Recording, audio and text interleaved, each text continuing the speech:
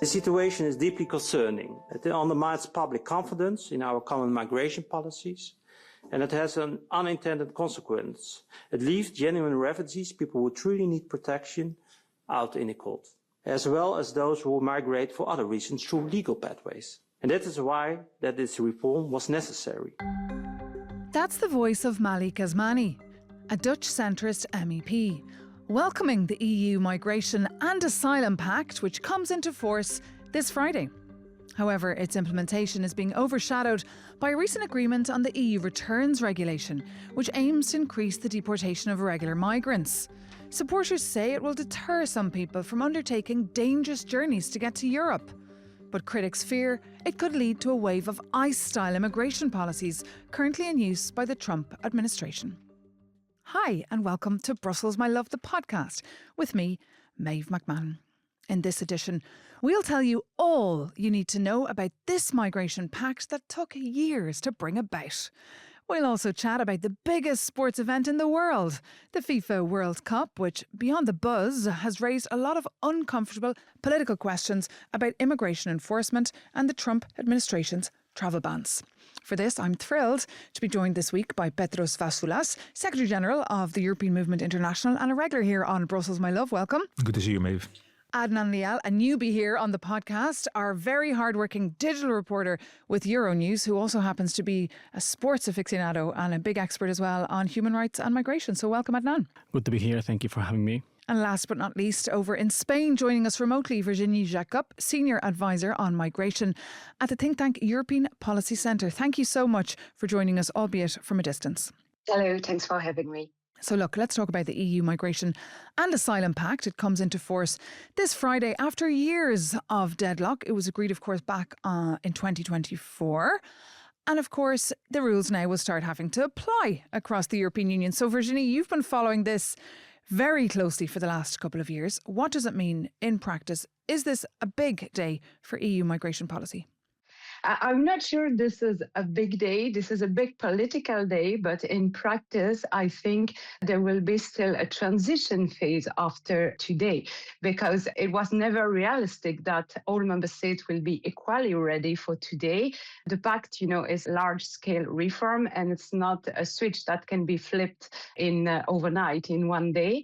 So I think there will be still a transition phase where they could be able to assess shortcomings, gaps in the application of the rules, and then maybe solve it. It depends, of course, on the political willingness. Petros, what is your view on this pact? Will it fix the chaos that we've seen in previous years? Unfortunately, the European Union, and I say this as a big fan of the EU, is very good in crisis management, but not so good in crisis prevention. And as you said, we spend years and years trying to find a mechanism to manage a crisis without actually investing as much effort, resources and time in preventing the root causes of the crisis. So the reason why mass population movement has become such a hot political potato is, first of all, the fact that people are fleeing from war, poverty and environmental disaster. And second of all is because we over here haven't invested in the necessary infrastructure to accommodate those people who are coming here looking for shelter. And by that I mean healthcare, welfare, education and the rest. So obviously it's important to have an efficient and effective migration management system, but we should be spending as much, if not more time and resources in addressing the reasons why migration has become so difficult to manage. And then we will be able to solve the political conundrum and the political complications that come with it. And indeed, you say this is always about political implementation. It's been politically debated for so many years. Adnan, your take here on how they actually managed to find a compromise? Well, I must say that, first of all, in the European Union, finding a compromise is very difficult generally, not only for migration and asylum policies, but for every policy. I think the EU and the world in general is turning a bit towards the right, and I think the EU wanted, in some sense, to calm those populist right parties that are growing within different countries. We saw on Euronews that an MEP reacted to the return regulation that was agreed last week, saying that the era of deportations has begun in the European Union. So that's now the narrative, and I think the EU's path towards this pact has tried to take that into account.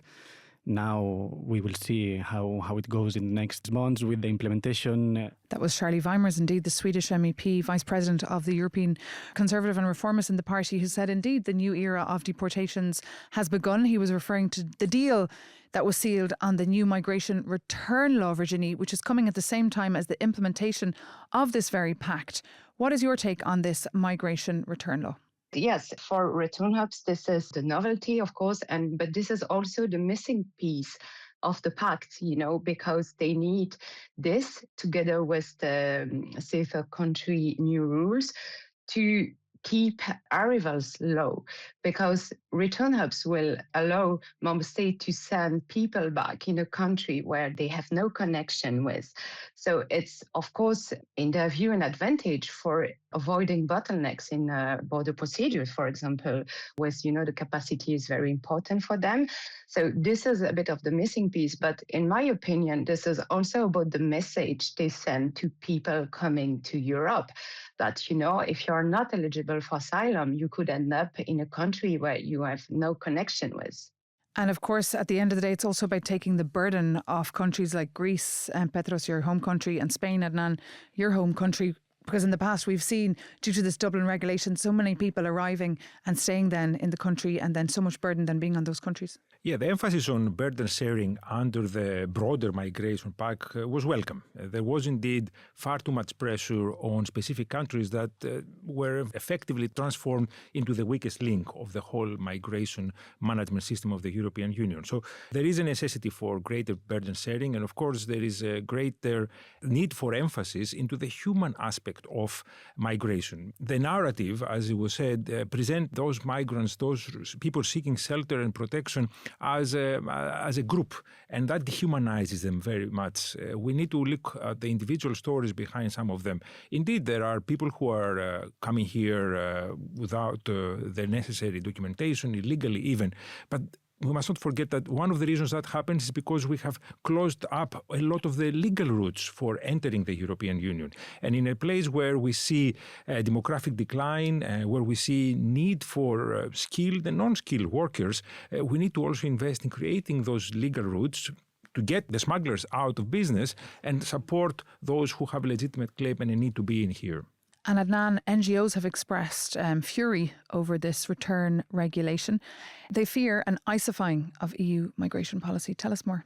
Basically, in a nutshell, they are saying that deterrence and border control enforcement is being on the spotlight more than the right to asylum, which is a right that is actually protected by the Treaty of the European Union, by the EU Charter of Fundamental Rights, also by the Universal Declaration of Human Rights. And this return regulation is also seeing how police could maybe raid homes that are related to regular migrants. The return regulation doesn't say explicitly in what conditions police could raid those homes, but that's also a worry for NGO groups. And in a nutshell, their worry is that the right to asylum is being downgraded a bit in the European Union.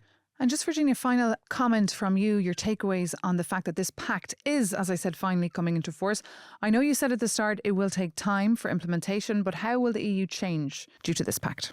I think on the positive side, if the implementation is adequate, it could help with mutual trust between member states and cooperation, because as said by Petros, I think the fact that the pressure was always on first country member state will remain in a way, because the first entry logic is preserved under the pact, but the counterweight is the solidarity mechanism. And for this working together, you need mutual trust between member states, and having an agreement on a big reform is already something for member states and show that they can work together. They can work together and work together indeed. Let's see if they actually do walk that talk. Virginie, stay with us, because another topic that's keeping us on our toes this week, the start of the World Cup. This year co-hosted by Canada, Mexico and the United States in 16 different cities. The football competition sticks around until the 19th of July, and the final will be held in New Jersey after 104 matches. So, are you excited, Adnan, about this World Cup?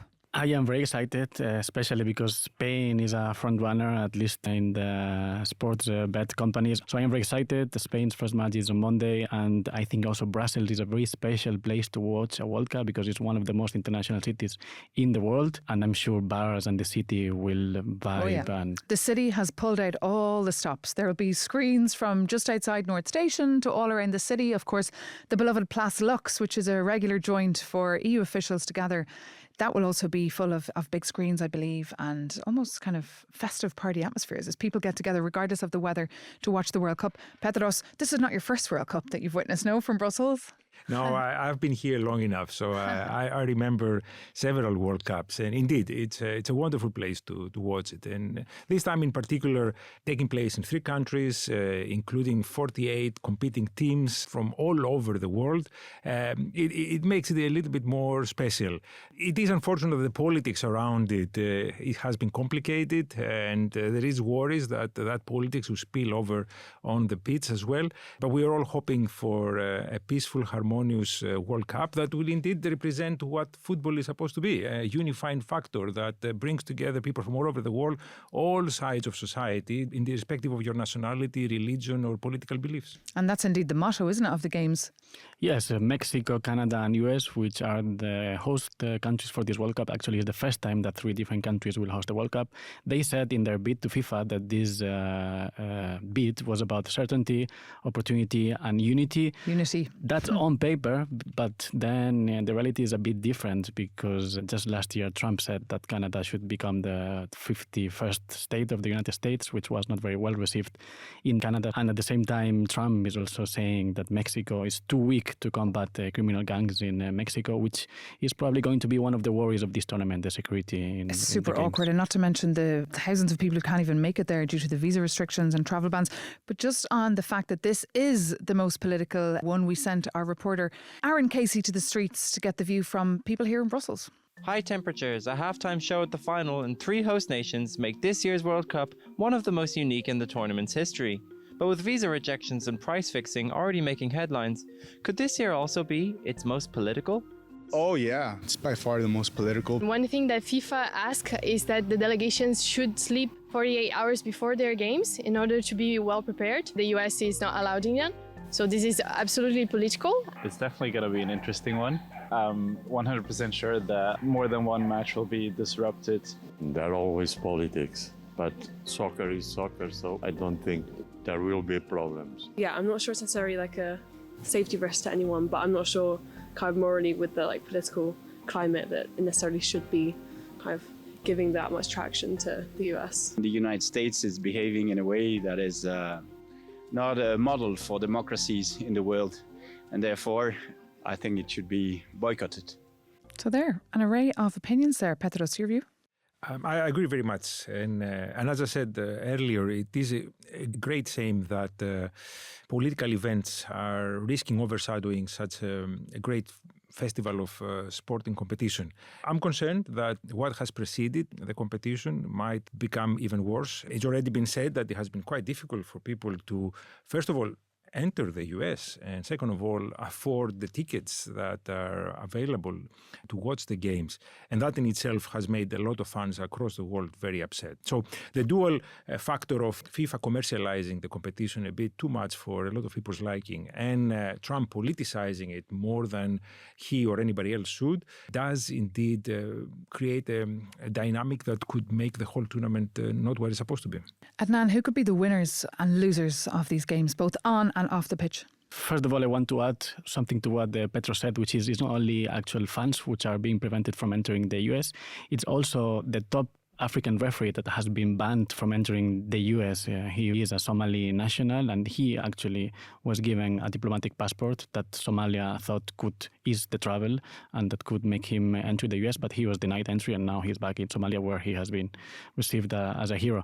And in terms of who will win the tournament, I hope Spain will win it. I think Spain can win it. Actually, we just won the Euro 2 years ago and we have a strong team, but from what I gather, both from the street and from what the sport bets companies are saying, France is also a front runner. They have an amazing team. They have some players that are leading in the race to get the trophy for the best player in the world. And if I have to mention some team from South America, maybe Brazil, they are not the strongest team as it stands, but it's been a long time since they won, and I think Brazil can do a good World Cup. Would you go, Pedros, if you had a ticket? Interesting question. It depends on the location and on the game a little bit. I decided not to boycott the tournament, but I'm not entirely sure if I would like to be there considering everything going on. It's certainly a little more subdued, the atmosphere this year. It's also about being able to afford the tickets, because I just checked the prices. The cheapest ticket for the final in Qatar was $1,600. The cheapest ticket for the final this year is around $6,000, and it's up to $32,000. They're also saying that in secondary market, the average of the ticket is $11,000, which is more than 10 times the cheapest ticket for the final in Qatar. That's why in the final, I believe around 1.5 billion people tuned in to watch on their TVs, because that's all they could afford to do. Look, if you're watching it, do enjoy and let us know your thoughts. BrusselsMyLove at euronews.com. We'll also have rolling coverage, of course, on euronews.com and on our morning show, Europe Today. And if you want more information, of course, on the EU Migration Pact that's coming into force, you can take a look at Euronews' programme EU.xl. But that brings this edition of Brussels My Love, the podcast, to an end. Thanks so much to all these behind the scenes here at Euronews, our sound technician, Guillaume Goody, Brussels My Love podcast producer, Alicia Carnivali, our social media aides, Victoria Harrison and Ava Prey. And we will see you soon here on Brussels My Love, the podcast. You can also catch us on Apple Podcasts, Spotify, or wherever you get your podcasts. And if you like spending time with us, subscribe to Brussels My Love, the podcast, leave us a review, tell your friends, and see you soon.